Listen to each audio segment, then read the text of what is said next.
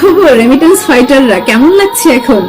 যেদিন আসিফ নজরুল ওই প্রবাসী লাউঞ্জ আর 20 টাকা দামের কফি খাওয়ার উন্নয়ন করেছিল, সেদিন আমি বলেছিলাম যে এটা আর একটা আইওয়াস, ঠিক শেখ হাসিনার মতোই।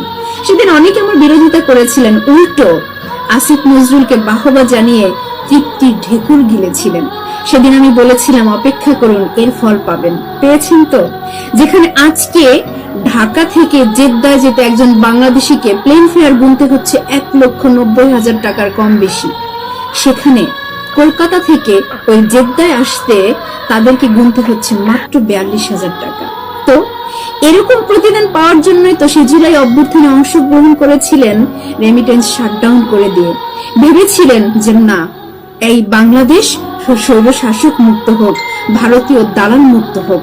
তাই তো এক হয়ে ঐক্য গড়ে তুলেছিলেন, এই আশায় বুক পেতেছিলেন। কিন্তু কি হলো?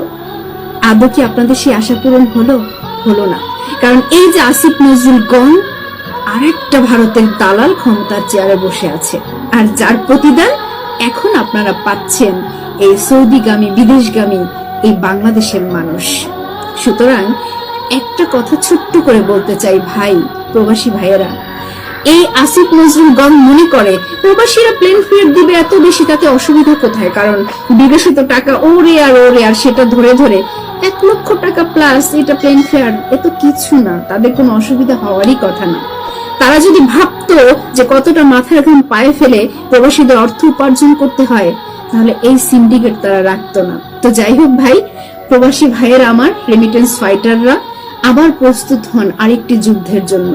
আবার ঐক্য গড়ে তুলতে হবে, রেমিটেন্স শাটডাউন করতে হবে, নয়তো এই ভারতের দালালরা বসে বসে এভাবে আমাদের উপরে জুলুম চালিয়ে যাবে। সুতরাং প্রস্তুতি নিন।